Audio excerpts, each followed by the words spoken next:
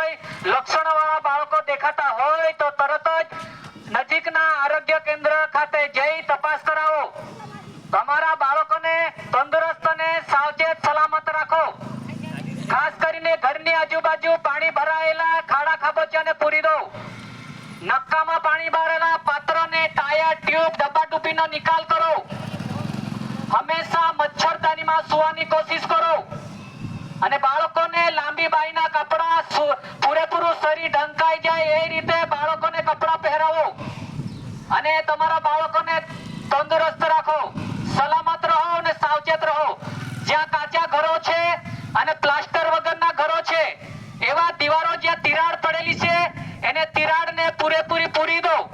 જો પાકું ઘર હોય અને પ્લાસ્ટર કરવામાં ના આવ્યું હોય તો સિમેન્ટ લાવીને તિરાડોને ભરી દો. કાચું ઘર હોય અને તિરાડો હોય તો એને પણ માટીથી પૂરી દો.